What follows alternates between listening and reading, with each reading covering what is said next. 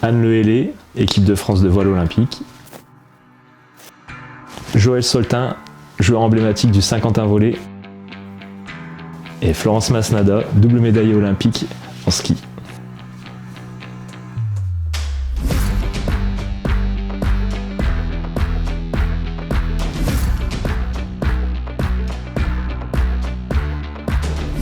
Tout a commencé en 1998 où je me suis amusé à envoyer des photos d'11 mondiales dans les clubs afin d'essayer de les faire dédicacer par les joueurs.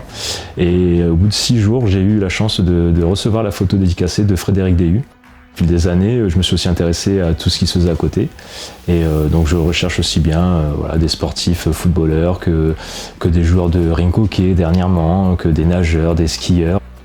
Donc là par exemple, un colis reçu par Rodi d'Aragon avec la tenue officielle de l'ouverture des JO. Là il y a donc l'accréditation des JO de Vancouver avec la clé de la chambre d'hôtel.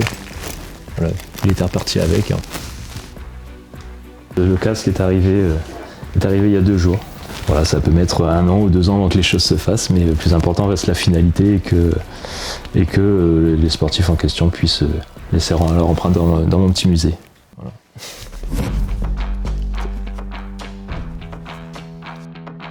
Pour trouver ces objets, c'est pas forcément toujours évident, mais le plus dur c'est de trouver surtout le contact avec les personnes. Je cherche surtout à contacter par mail ou par téléphone, puisque je trouve que sur les réseaux sociaux c'est plutôt impersonnel et que maintenant des gens le font pour essayer de récupérer des choses pour les vendre et ça m'intéresse pas du tout. Donc. C'est quand même une pièce dont je suis quand même assez fier. Donc, dossard de Florence Oesterer. Forcément, quand elle m'a envoyé la photo de ce dossard, je ne pouvais pas refuser. Voilà, aussi on peut avoir un petit dossard d'Alexis Pinturo. Donc j'ai pu obtenir grâce à son épouse, par qui je suis passé pour essayer d'entrer en contact avec lui.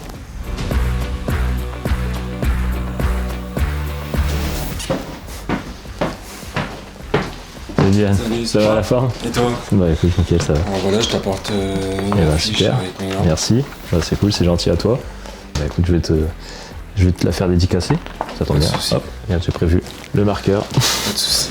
Le but principal est de rassembler un maximum de sportifs de tout horizon. Donc, comme je disais tout à l'heure, que toutes les disciplines, un maximum de disciplines sportives soient représentées. Voilà, donc après...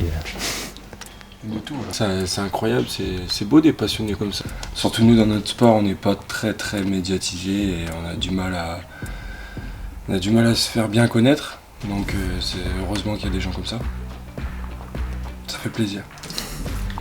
Qui a été porté le jour du jubilé de Michel Platini, donc le 23 mai 88. Ce maillot de Dominique Baratelli, donc ancien gardien du PSG. Footballeurs, c'est quand même très compliqué, il y en a très peu. Après, je pense qu'ils sont très demandés et qui répondent aux messages.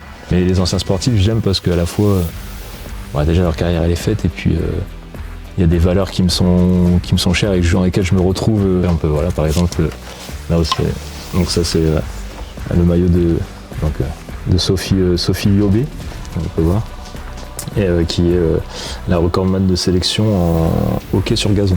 Donc pareil, voilà, c'est. Quand je l'ai contactée, elle était assez surprise de savoir déjà comment j'étais arrivé à elle.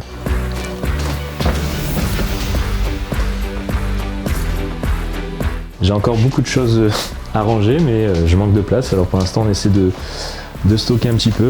Plus tard, le rêve, ça serait de pouvoir ouvrir un musée et puis que ce soit à la fois un lieu d'échange pour les amateurs de sportifs et puis pourquoi pas faire venir de temps en temps des sportifs ou anciens sportifs pour faire des séances de dédicaces, venir échanger avec les gens.